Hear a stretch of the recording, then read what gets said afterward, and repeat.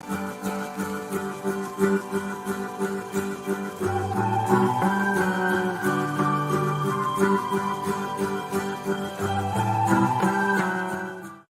an ancient crypt or shattered courtyard to streets of magical and mechanical delight come the villains of our fantastic stories. We revile them, and yet they occasionally seduce us with their glorious purpose. What makes the fantasy villain memorable? What qualities make us root for and against them? When they overshadow the hero, is this a good or bad development? If you were going to build a fantastic villain, where would you begin? We will discuss it in today's panel. Then, C.L. Cannon will be along with a selection of indie books you may like if you were a fan of Seraphina and the Black Cloak by Robert Beatty. We continue with March of the Writers, tackling one of this week's upcoming prompts from Going to Now host and friend, J.D. Estrada. Now put on your master ring, pick up your demon sword, and get ready to plunge the world into 1,000 years of darkness. It's time for another fantastic episode of This Week in Indies with your host, SM Hilman.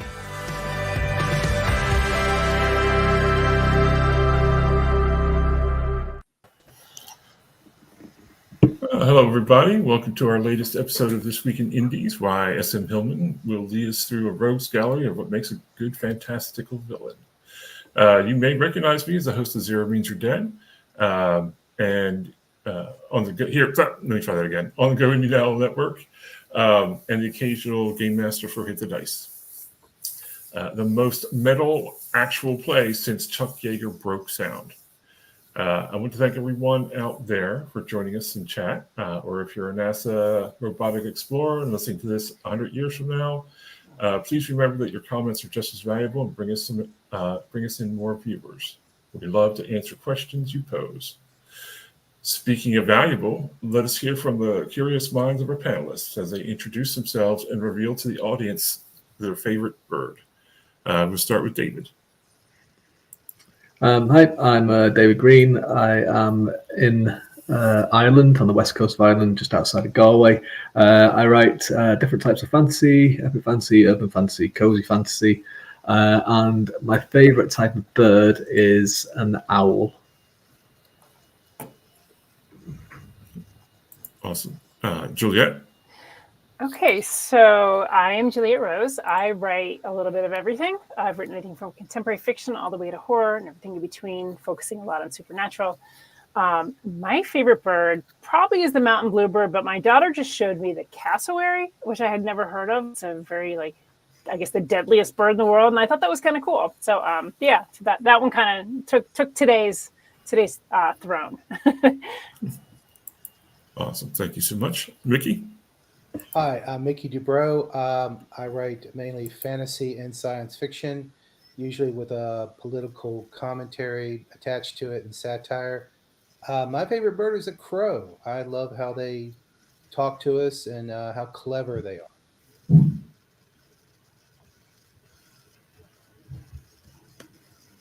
Excellent. Thank you so much. All right. So we'll go ahead and get started. I'm going to pitch to you all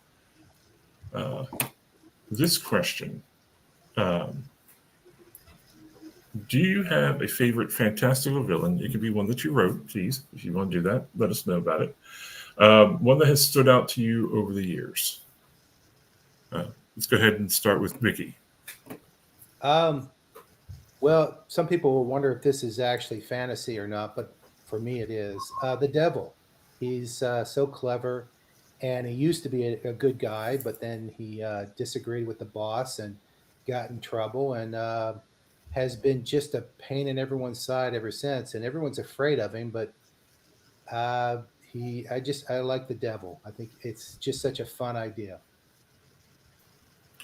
And I think that the Devil is a base a lot of people use for their villains. I think you'll find that in a lot of stories where the devil or devil-like figure plays a role.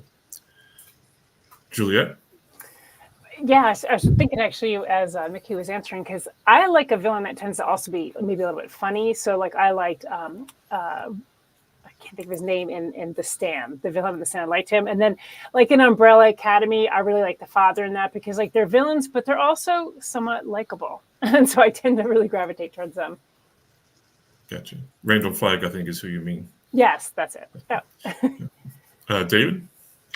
So I really like there's a character called Baez in Joe Abercrombie's First Law series that is quite villainous, and you kind of meet him and you think he's not a villain, and he's kind of part of the main kind of storyline there, and it turns out that he's really is quite a horrible person, but he's very, very compelling and quite entertaining as well. And it's like a nice twist on the kind of mentor character, because that's what you think he kind of is. So it's really, really well done. So he's really good. He's very layered. And in terms of going on the kind of charming villain and more like on the devil motif, I really like Crowley from Supernatural. What I like about him is that sometimes he's on the side of the Winchesters and sometimes he isn't, but I think mostly he's always on his own side. He's out for himself and whatever's best for him. So sometimes the protagonist's needs will align with his, but mostly it's it's whatever is the best deal for himself is what he'll go down, and he's very entertaining, very unpredictable, and I like him a lot. There are a lot of Supernatural goes through a lot of I guess villains over the years, and a lot of them are that sometimes they're on their side, sometimes they're not. But as a show that had quite a few villains in it. Yes. What are the characteristics that come to mind when you think of a fantastical villain?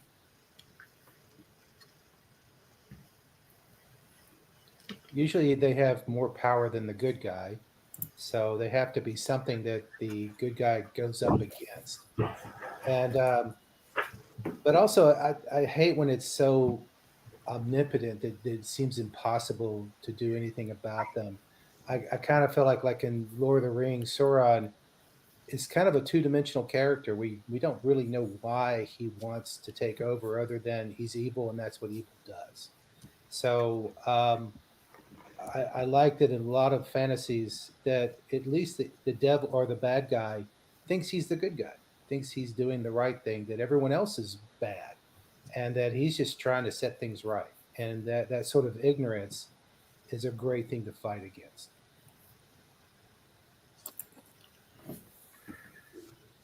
Yeah, I was going to say I agree with that too, and I think a fantasy villain to me is obviously something that has different powers, or powers that the main character doesn't have, and they have to fight against. But again, I think there's also, I like that aspect of they do think they're right, so they're fighting just as hard for what they believe in as the main character is, and I like to see that, because sometimes it makes them more relatable. I'm watching this film and I think, yeah, I could see that, but the fantasy side of it is that to me, they're coming with weapons.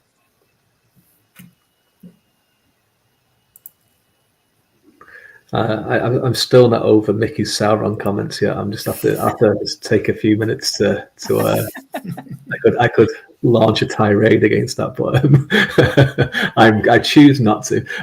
I think, and this does tie into the Sauron thing. I think one of the best things about villains, the most interesting thing is what they fear. I think a lot of villains are filled with doubt and fear, and a lot of what drives them is this need to control or limit the threats that they have, because not to go on a big kind of spiel about Lord of the Rings or anything, but one of the main things about Sauron, with his fear of the ring, for example, is that he can't conceive that anyone would want to destroy it because it's so powerful, and he think that people would use it. So his main fear is for someone as powerful as him to or influential as him that would get the ring. So his whole thing is to try and control through dominating people and dominating others, because it limits the risk. So I think it's a really good thing to kind of to explore with a villain when you're kind of reading them or writing them, is what is it what they fear. It's almost the opposite to when you're writing a protagonist, like the heroic character. It's what inspires them and what will challenge them, how will they overcome it. But with a villain, it's what is their worst nightmare, and trying to make that the hero represent that fear for the villain. And it's a really interesting kind of, and I like a lot of villains that have that's very kind of well defined and explored.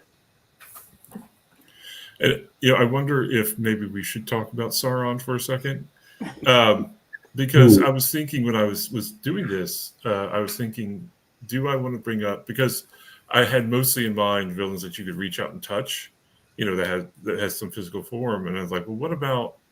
I was thinking of now I can't remember his name, the bad guy in the Bulgariad, the god. That guy. Yeah, that guy. I mean, he was never really on. He gets very, very, very, very little screen time. Right? He's asleep for most of the series. Yeah, right. He's just laying down on the job.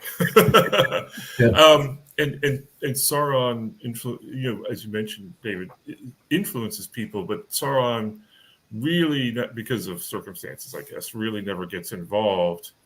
And I guess I would love to. I mean, obviously he's passed on, but I'd love to talk to Tolkien about Sauron, right? About why he's not more a physical villain, why he's more an existential threat. Although maybe I just answered my own question as far as that goes. But so what do we think about, just very quickly, what do we think about those sort of absentee villains, or villains that are much more, I guess, entwined with the universe, or up here, untouchable, but they're still affecting our lives on a day-to-day basis? I think it's more of a classical fantasy thing compared to a modern fantasy thing, I think.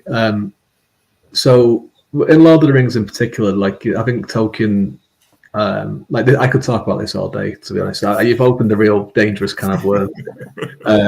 So Tolkien would say it's not Sauron's story, and it's the story of the heroes. And it's the story of the Lord of the Rings is told by the hobbits, and in world, it's a book of things that the hobbits have told, and Tolkien's found it and translated it. So even to the point where, like, Sauron wasn't Sauron's name, it's because he didn't like people saying his name. So whenever there's the character called the Mouth of Sauron, it was actually something else that the name was, but it's been translated to that. So there's all these kind of layers on it, but it is a very kind of classical thing where it was like, there wasn't that kind of multi POV kind of thing in these kind of books, and like Lord of the Rings is omnipresent POV. A lot of kind of things of that time and afterwards were, and it's only kind of got into like the modern days where it was where people are kind of like, let's widen the scope and let's get into the psyches of different things and tell different kind of POVs and have villainous POVs. And I think it's like a byproduct of that, and it's also a byproduct of the time as well, where it's like, if you think of the classic fantasy, and we're talking like 40s, 50s, and anything that was kind of inspired by Tolkien, these are all kind of people that have coming off the back of World War II, and it was where the main villain was this person behind enemy lines they'd hear about Hitler, and they'd see Hitler and they'd see his designs everywhere, but the normal person in the army wouldn't meet Hitler. They were all fighting against a common enemy, but that common enemy was this big monolithic idea, I suppose, instead of someone that was like tangible and was kind of seen. And that was good enough, I think, in those days. It was more of a us against them kind of thing. Whereas like now we're very more interested in shades of grey and what makes villains tick and that kind of thing. So it's a real kind of progression of the style, I suppose. But doesn't Mickey, it also Juliet? kind of, Go ahead, Mickey. not against. I'm sorry about what I said about Sauron, but no, I love what you're talking about as far as the omnipotent, because it's also kind of relates to religion and how there's always this great power that we never see that's watching us all the time, and if we screw up, it's gonna terrible things are gonna happen to us. And it's kind of if you think about the villain being that terrible god, then it's even scarier. So I like that idea that it's sort of like it's still around. You're right, it was established way back when, but we're still thinking about it and being, the fact that you can't mention you can't draw Mohammed or say certain names, and I like that Voldemort, that they weren't allowed to say his name, and just how that tradition has gone on. I think that's a great way of carrying it on. Gotcha. Oh, looks like we've momentarily lost Juliet, but we'll get her back as soon as we can. So let's go ahead and move on to the next question. What are a few characteristics that come to mind when you think fantastic villains?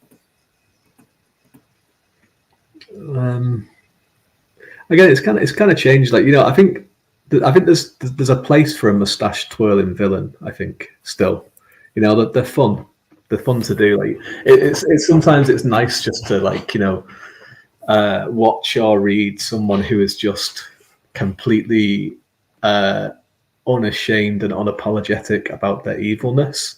It's kind of can be quite a relief sometimes. And I know it's goes against kind of like modern kind of storytelling sensibilities, where it's why are they like this and why is this, and let's kind of give them like this little bit of hope for redemption or something. But it's with Star Wars, it's always great to kind of follow Darth Vader's story or Kylo Ren's story, but then it's just fun to see the Emperor just doing his thing as well, who's just like cackling madly in the corner and just loves being evil. But so that there's a place for that. I think there always will be a place for that. But when you're kind of going in a little bit more deeper, and it's like kind of over like a longer form, like a TV series or like a long book series, that you're going to see different facets. You kind of want them to be as developed as anyone else, really, and you kind of want to. The MCU did a really kind of good run of good villains that were like, you could almost see their point of view to an extent and then there was a line that they crossed. And I kind of think of the character from Black Panther, Michael B. Jordan's character. I can't remember his character's name now, but he was like, you were like, what? I think he's actually right about a lot of this. But then there was a line that he would cross, which would be like, well, you shouldn't cross that line, which was murdering people. But basically, with his kind of wanting to share the technology and share the wealth around, you're kind of like, well, is he wrong? And that's a really interesting thing to kind of do. And they had a few villains like that, which were really interesting to explore. And then they kind of backed away from it, sadly. Like Killmonger, yeah, thanks, Anita. I suppose with a name like Killmonger, you're going to be anybody. You've got no choice in that. But yeah, that's I found that kind of run of those kind of villains that were quite interesting. Welcome back, Juliet. Just the question I threw out there was, what are a few characteristics that come to mind when we think fantastic villains? Oh, characteristics. I think it's tough because I don't think there's like one set thing, because again, it depends on what kind of villain you're trying to put out there and your reasoning for that. So for me, there's obviously the evil cackle laugh, that type of thing, or then being unreasonable about whatever cause they're in. But sometimes a villain is right. And I think that's the problem, is sometimes you really do side more with the villain. You see where they're coming from. So it could be different. They could be completely relatable, or they could be completely off the rails. Mickey? Well, I like those villains who go off in their long monologues about why they're right about everything and why everybody should bow down to them, and everyone's kind of looking at them like, yeah, really? No. So I kind of miss, I like that they still have guys like that. Thanos was kind of that way, but also I do like how they've developed them. I love what Marvel tried to do with Loki, or did do with Loki, where is he a good guy or is he a bad guy? It was hard to tell. Awesome.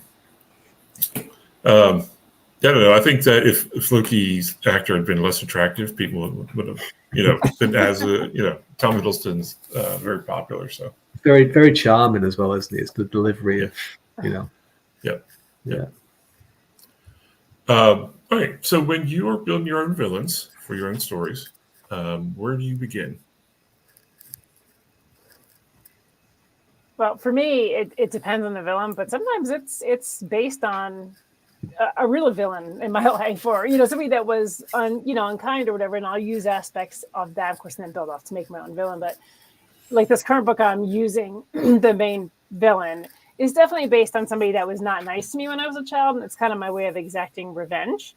But I also want to make them somewhat human. Like, so I always, when I'm looking at my villains, I do want the reader almost to feel ambivalent about hating the villain. I want them to be like, caught between, well, yeah, I kind of like them. They're funny, or there's things that are likable with them. I hope they come around, and, they won't. But I want to really make it hard to just hate them.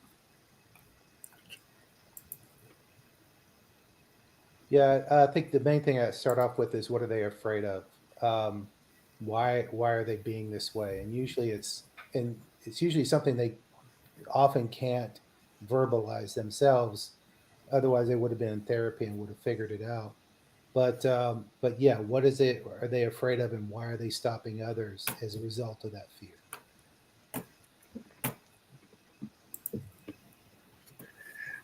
Yeah, I mean, I think for me, when I start with a villain, again, it comes from the set of protagonists. I think first, because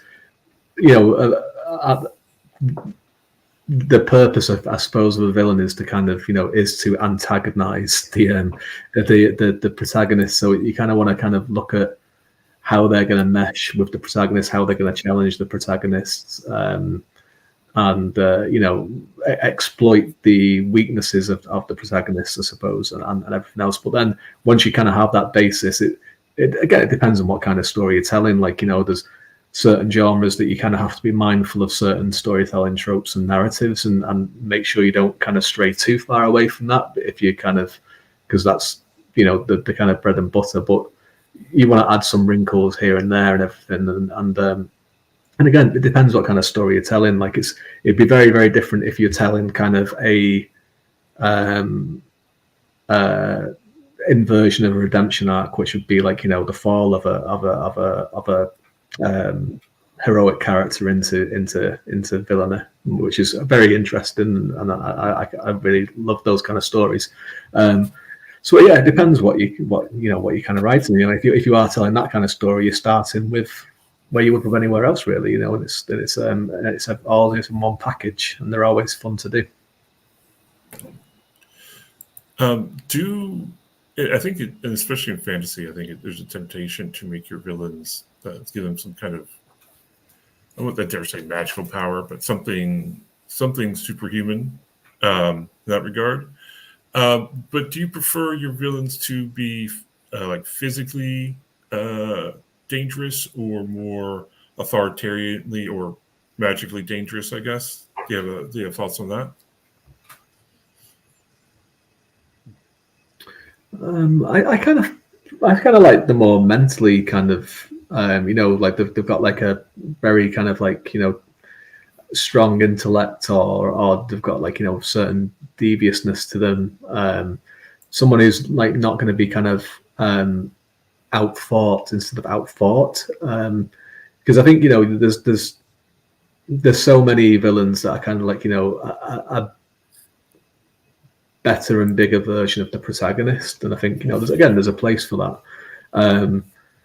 But I kind of like the ones that that they rely on their when you strip everything away, they're still a dangerous person, in terms of like they're never beaten, because you can strip away power, and you can strip away like a weapon, or you can do this, but the mind is still kind of active. And I think that kind of kind of goes towards a lot of those in ones that I kind of watch. Like I forgot to mention them at the start, favorite villains, but Walter White is one of the best ones, because he has that thing where he does start off as a good cat. I won't say heroic, but he starts off as the everyman, and becomes Michael Corleone, doesn't he? And then he has all this power and money, and then that's stripped away from him as well by the end. And it's like, but he's still not beaten. He's still got his intellect, and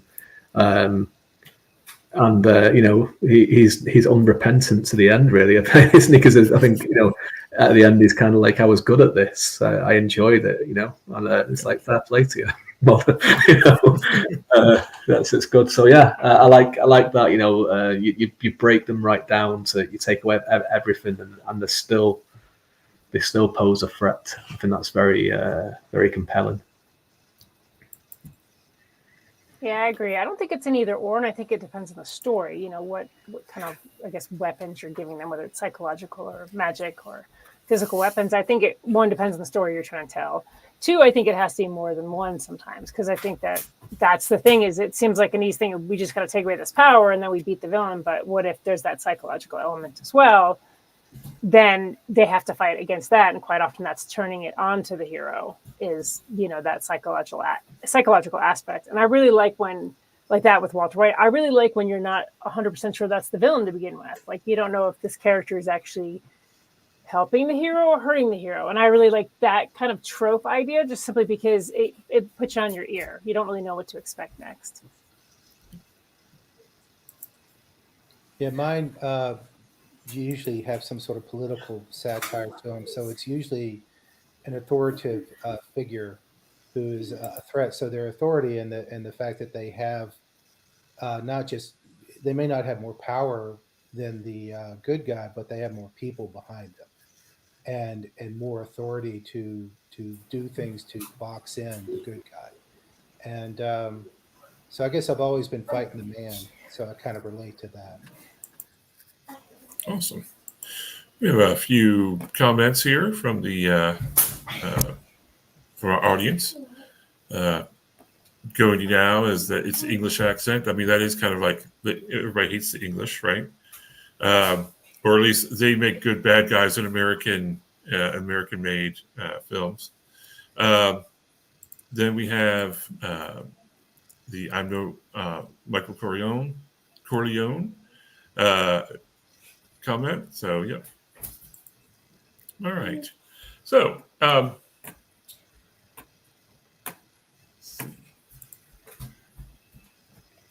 what I think we may have touched on this a little bit, but what is more important, a villain's own agency or the relationship to the protagonist? I think it depends on the story. You know, what's the motivation of the story itself? Because I mean, sometimes it's about the battle with the protagonist, but sometimes it is more. There's a lot of backstory within the villain and what they're trying to do. So again, I think for me at least, it depends on what I'm trying to come across with. Yeah, I agree with Juliet. That's kind of the same thing. It depends on the story, because sometimes it is as much about what they're both going through and how and sometimes they're just thrown against each other, whether they want to or not. Yeah, you know, I think, yeah, and again, it's like it is that kind of more of a, you know, I think in the past it would have been, there was a lot of stories where there wasn't a huge link between the protagonist and the antagonist until like towards the end of the story. There might be a reveal, like, you know, like as you mentioned the Belgariad earlier, there was like, well, you know, the Belgarian and the god were both part of this prophecy, and like, you know, they were fated to meet each other, but they didn't really have any kind of relationship other than that. And is there really a relationship between Frodo and Sauron, between this thing? But you know, they're all united against this thing, whereas nowadays there is more of an expectation that there is more of a you know, link between the villain and the hero, for you know, for drama and just to kind of ground things, and just because we want to know more about villains these days, but essentially it does again come down to the kind of story that you want to tell, and I think it both are equally important a lot of times, isn't it? It's like you want it on a big scale and you want it on personal stakes as well. So how often though do you as writers start with your villain or start with the villainous plot aspects of a story? Is it something that you do often, little, not at all? I usually always start with the hero. I never start with the villain. Though, you know, it's kind of like the villain starts out as a two-dimensional thing to me, and then the more I work on it, the more three-dimensional. And actually, by the end of it, I feel bad for the villain because I know he's going to fail and die. And I kind of start developing feelings for them or for all the characters. But it's funny how it's always later for the villain than it is for the hero.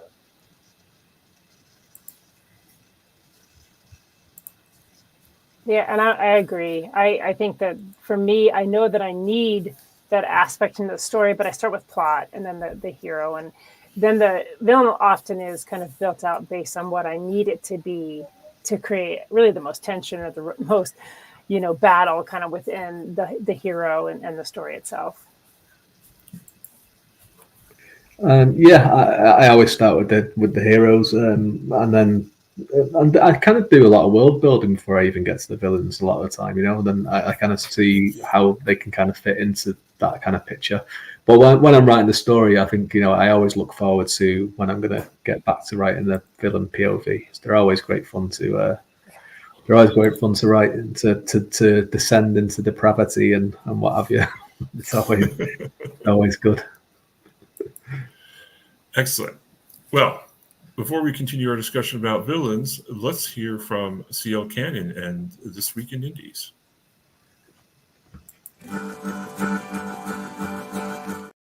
That's wrong.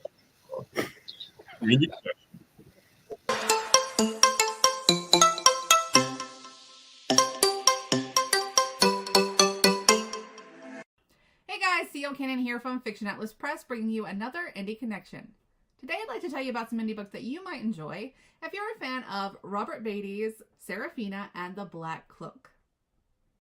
The first book I have for you is called The Book of Life by Steve Griffin. Lost through another portal, how will she get home? Exploring her inherited garden, Lizzie Jones is transported through another portal to the Louisiana swamp. There she is pursued by terrifying creatures to the Cypress House, where a sickly girl and her carer are trapped. But Cypress House has its own mysteries Lizzie must solve before she can return home. Who is Caroline Day, the ghost girl, and what is her connection to Lizzie's past? Why does the threatened hurricane never arrive? Who is the mysterious odd job man, Mr. Patterson? And how will Lizzie ever find the portal when it's lost in the swamp? The second book I have for you is called The Haunting of Blackwood Manor by Vincent Valentine. The Harrison family believed Blackwood Manor was a new start for them. A massive estate in a small, tight-knit community was seen as the perfect place to settle down and raise their son, Alex.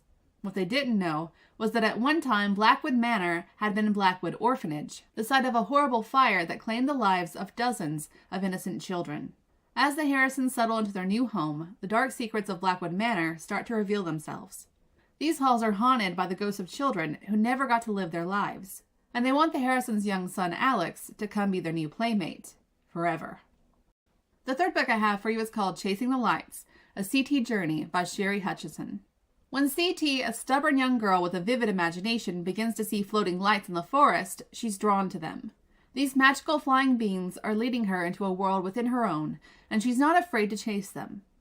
As she begins her new adventure, one can wonder what dangers lie within the forest. CT's quest for knowledge leads her into a secret portal world where fae fairies exist. At that moment, her life was changed forever. This gives true meaning to the saying, "Be careful what you wish for." And the last book I have for you is called The Book of Chaos by Jessica Renwick. 12-year-old Fable Nuthatch has something that nobody else in Larkmore has: magic. But living under the roof of her overprotective aunt, she's forced to hide it from the world. When a strange book lands in her lap and her cousin vanishes into its pages, she follows, hurtling into an enchanted forest far from the rolling hills of her home. Starfell is filled with unusual people and mystical creatures. Here she's accepted for who she is, and she's finally free to embrace her powers. But not everything is bright in Starfell. A darkness looms over the land, and her cousin is still missing. After following a trail of clues about other disappearances and the mysterious Fey Witch, Fable and her friends are confronted with a deadly secret, one that's connected to Fable and her family. With help from her peculiar new friends, Fable must learn to trust in herself or risk losing her cousin forever.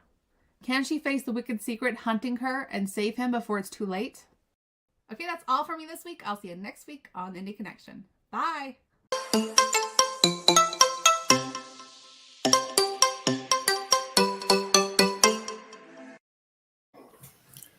All right. Thank you, CL Cannon. And let's see. Let's go on to the next question for our panel.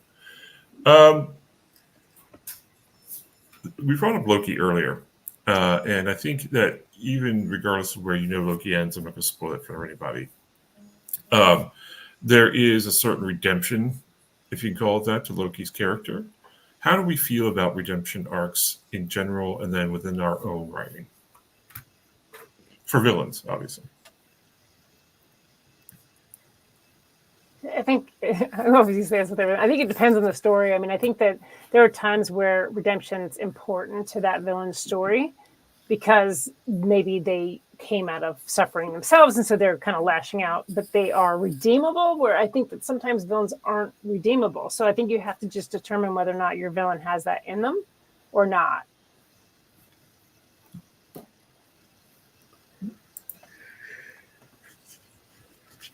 Yeah, I agree with Juliet. It depends. I do like a villain who is has redemption, that was misunderstood for some reason and kind of comes to their senses. But I also like having a villain who just never, his arrogance just never allows them to accept, and there's just nothing else you can do but have the hero vanquish them at the end. So there's something kind of satisfying about that as well. Yeah, I think it depends how again, storytelling and how long it goes on for. Like I remember TV show Heroes that had Sylar in it. I thought he was a really good villain at first, and they did the redemption thing, and the redemption kept going on, and you kind of lose all the things that you liked about the character in the first place, and then they become villainous again, but then they're not quite as villainous as they were before, and it kind of becomes a little bit kind of, well, I think they just kind of run out of things to do with this character. I think redemption arcs need to be quite earned, but I also think there needs to be repercussions for redemption as well, because you get a lot of like characters that have done like really like heinous things, like look at like Darth Vader, for example, he slaughtered a load of children and other things. But then he's like, well, he's just threw the Emperor down the chute, so he's all right now. He's fine, and it would be interesting to see. Well, if he did, at least he paid the price. Like, at least he sacrificed his life for redemption, and that's good. But what would have happened if he hadn't? Would everyone be okay with him? Would people be like, well, he did all this stuff, but he threw this guy down a shaft, so we'll forgive everything else, shall we? It's interesting that way, and it's a lot of times with villains where they don't pay for their redemption in some kind of way, and the story continues. It's like a lot of times they don't have a lot of repercussions to it. It's like because they've said sorry or they've done one act, does it cancel out everything else that they've done? And I think it's quite good when that side of it is actually explored, and it's like what does redemption actually mean? To a wider point. Yeah, I was gonna say I agree with actually that, because I think that there's where redemption doesn't mean that everything's hunky dory and you're just like okay living with everybody now. I think there's redemption where you still die, or there's redemption where you're still sent away or whatever it is, or imprisoned because you still did bad things.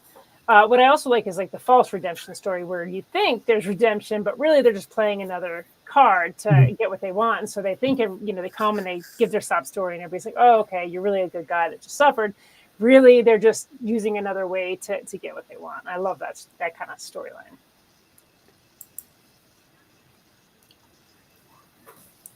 All right. Any other thoughts, Mickey? No, I think they covered it pretty well. I kept thinking, like, how can I add to that? I was like, no, that was pretty good. Okay. So the end of our fantastical villains, death, dismemberment, exile, happily ever after in some cases, or at least happy ever afterlife, if we're talking about Darth Vader. How do you have a preference personally as a writer, as a reader, watcher? What do you like to do with a villain's end?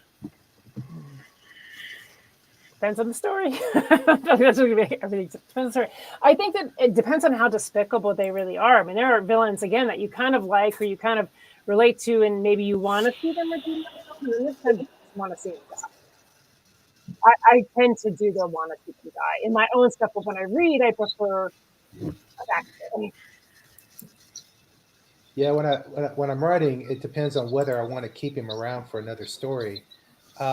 Otherwise, it's like in horror movies. I totally appreciate where no matter what you do, the bad guy's coming back at the end uh, for that final scare. But in my stories, it's like, no, he's dead. He's gone. We're done with him. We're moving on. So I prefer when they're just dead and gone at the end. I quite like the villain getting succeeding, or thinking that they've succeeded and getting the thing that they wanted, but then it turns out to be something terrible for them,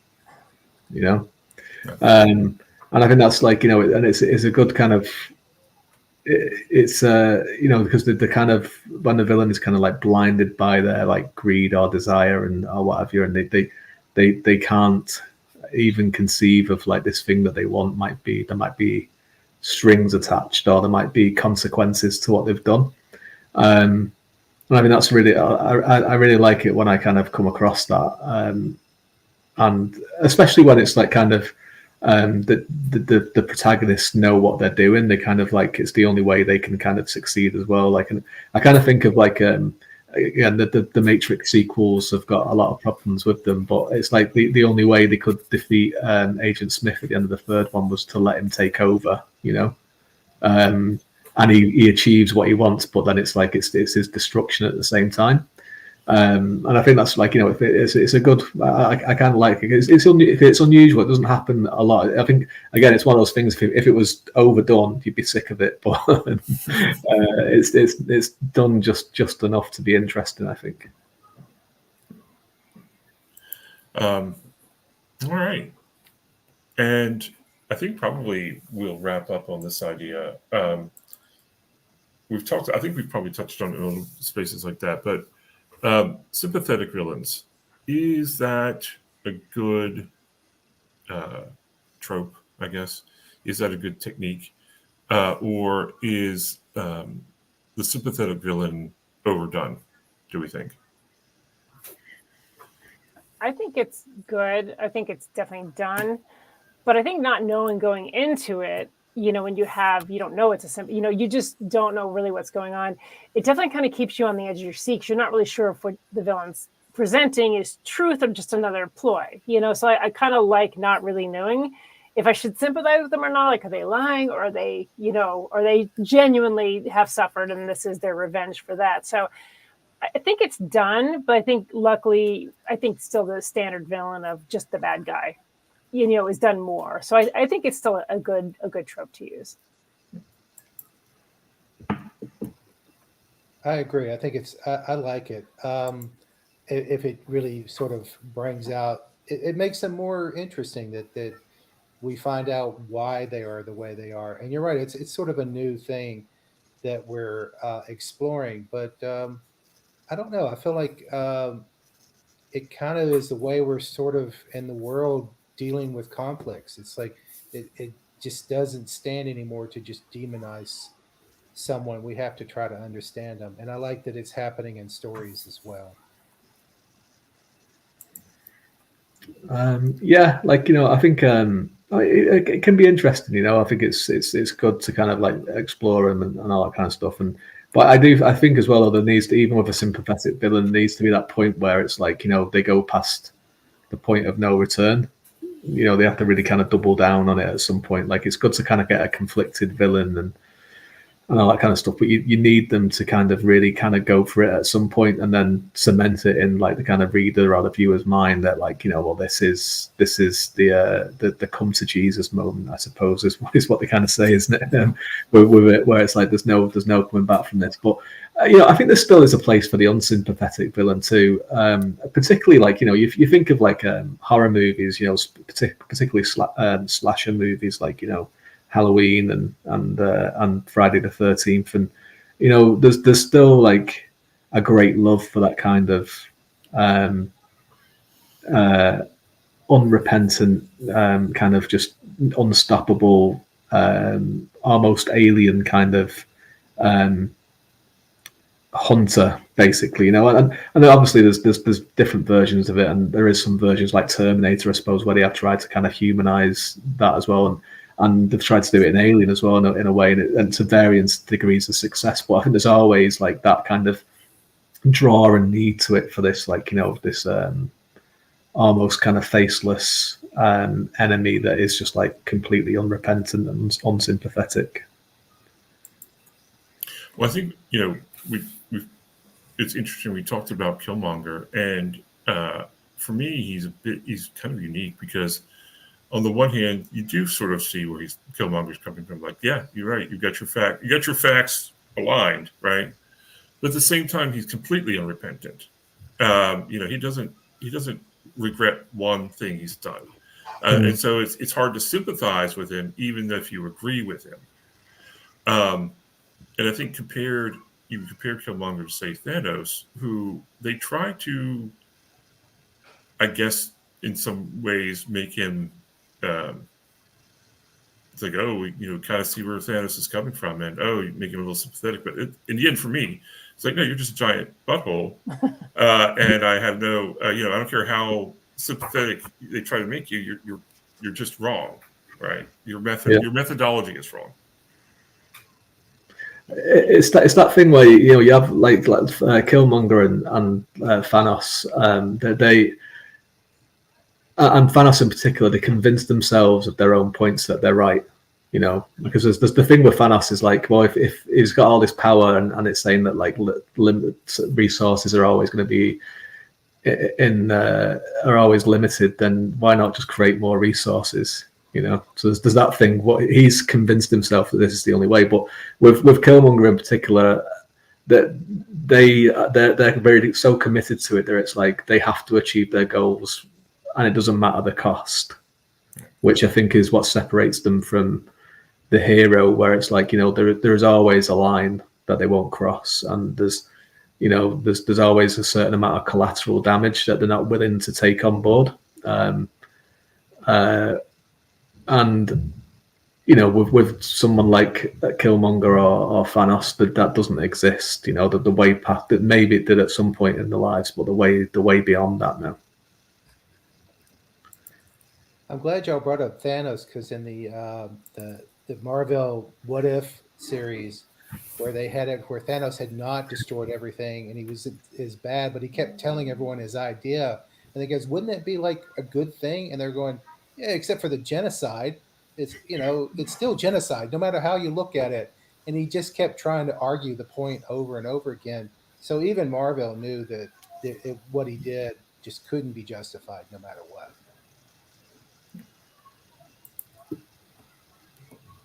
Juliet, any last thought on Thanos? Not necessarily. I think you covered it pretty well. Awesome. All right, so now we're going to move on to the March of the Writers, and we're almost through March. So here on This Week in Indies, we've been covering our friend J.D. Estrada's March of the Writers. If you're not familiar with it, go ahead and check that out on Instagram and other social media. And so this week we have the last week for March of the Writers, the prompts from the 24th to the 31st. I'll just read them out briefly, and then we'll go ahead and we're going to pick one and pose that to our panel. 24, Grooves to Soothe, about the music that we listen to. 25, Never-Ending Writer Debate, Part 4. Prologues, yay or nay. That's always an important question or lively debate, in my opinion. 26, how deep do these rabbits go? When you're doing research, how deep into that rabbit hole do you go? 27, making it personal. The 28th, who's in your corner? Excuse me, words of encouragement. What when you get encouraged, and what words encourage you to keep going? Who's in your corner for the 29th? Who's there supporting you and getting you back? Other writers, family members, spouses, friends. 30th, Linkity Split. I believe that is the links to our writing. And then 31st, coming soon. What projects do you have upcoming? So for today, our panel chose Grooves to Soothe. So let me grab that real quick.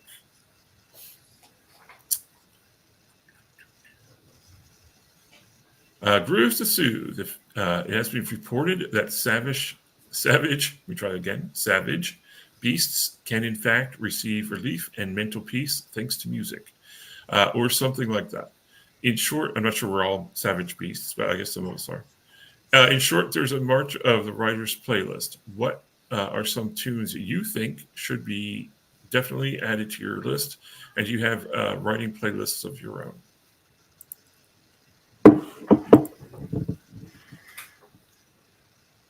I'll start. I usually create a playlist for each story. That sometimes the playlists even come before I start writing, so I can kind of listen to songs that I feel fit the story. Because also I'm creating the movie in my mind of the story I'm writing. And I recently did a time travel story, and added to that, one of the characters was really into REM. So of course I had to have some REM songs. But since it was about time travel, three that were on the list was "Tomorrow Never Knows" by the Beatles, "Fly Like an Eagle" by Steve Miller, because it starts out with "Time keeps on slipping, slipping into the future," and of course REM. I had to have "It's the End of the World as We Know It." And we're all feeling pretty good about that. That's good. Yeah, I also make playlists, but I don't necessarily make them before I write because I'm a pantser, so I really don't know what I'm going to write. But quite often I'll be writing, and something will come up, and a song will pop in my head as I'm writing that scene. And usually I'll put it on because then I want to see, like, for example, Fleetwood Mac's "The Chain." When I was writing my book Do Over, there's this point where in the story, you kind of start to see the relations between all the characters affecting each other. There's a lot of drug abuse going on. And so we see this younger character whose brother has died. And then his relation to his brother's best friend kind of comes up, and then a relation to another person. So it's like one of those things where it was like the chain. Like, it was that kind of feeling of everything we do impacts other people. And so, like, that song immediately went on the playlist and worked for, like, that scene. So mine tend to come as I write. Especially if I'm feeling like for a scene, I want to create a certain feeling or emotion, I'll put in maybe that type of music. So maybe it's Tool for a certain feeling, or maybe it's classical for another feeling. I'll do that to kind of match my feelings to what I'm writing. Awesome. So I generally kind of I'll edit to, I'll read through to kind of whatever I'm kind of in the mood for at the time. But when I'm writing, I generally listen to this playlist that's on Spotify called Lo-Fi Medieval Tavern Music, which is it's very peaceful and very chill, but it makes you feel like you're at the end of the night in a medieval tavern, listening to like some bard just strumming away in the corner or something. So it's kind of like, it's a similar like kind of keel all the way through. So it's kind of accompanying you at the same time. It's kind of chill, but it's not kind of bombastic enough to kind of steal your attention away very much. So it's perfect for me when I'm writing. Do you all have any specific songs that you've used for that to kind of get you in the mood for your villains over the years? Anything that comes to mind? I usually do a lot of Metallica. Am I Evil? I'll put that on for particular villains. I don't have anything specific. I was gonna say for mine. I was listening to there's on the Wheel of Time soundtrack, there was the soundtrack for the Trollocs, the track for that was like the Trolloc theme. I was listening to that quite a lot when I was doing quite a lot of battle scenes, because it was like pretty dark, pretty bombastic, and pretty relentless. So I listened to that one quite a lot when I was doing that, and that kind of got me into the kind of mood of that. But yeah, other than that, it's usually pretty chill, audio wise while I'm writing. Awesome, excellent. Well, I want to thank you all for being here today. I want to thank our audience for coming in. Remember to like and subscribe. Hit that like button. Hit that subscribe button hard. As we talk about ourselves as we're headed out the door, if you have a favorite villain that you've written or one that you think that the listeners will enjoy the most, go ahead and just throw that out. Mickey, we'll start with you. Tell everybody where they can find you and tell us about that villain. Sure. You can find me at mickeydubrow.com. Also, I'm on Facebook and Instagram and Threads. My favorite villain that I came up with was for a dystopian thriller, An American Judas. His name was Roy Arnold, and he was the power behind the power. He was the guy who made decisions but never had to pay for them because he wasn't in the public eye. Awesome. Juliet? You can find me at authorjulietrose.com. That has links to all my social media, my books, everything like that. As far as villains that I've written, I don't have a favorite because I really do write despicable villains, like people you're glad I kill. So I don't really have anybody. But like I said, I love a good villain that is relatable. So I'll read that, but I usually tend to write just pretty terrible villains. Gotcha. David? You can find me at my website, which is there at davidgreenwriter.com. And favorite villain is probably Nexy's Almor from my Empire of Ruin series. He's kind of got a bit part in the first book, but he kind of hopefully leaves a lasting impression, and then he's in it quite a lot for the rest of the series. He's not the absolute evil in the book, but he's one of them, and I think he's got a very kind of interesting arc, and you get to kind of really explore his depths, and he possibly has a redemption arc, but he possibly doesn't as well. So you have to wait and see. Awesome. Thank you. Thank you all so much for being here. Thanks everybody for listening. Thanks everyone in the future for viewing this. Please leave your comments. We'd love to see those. And remember, it's always time to go indie now.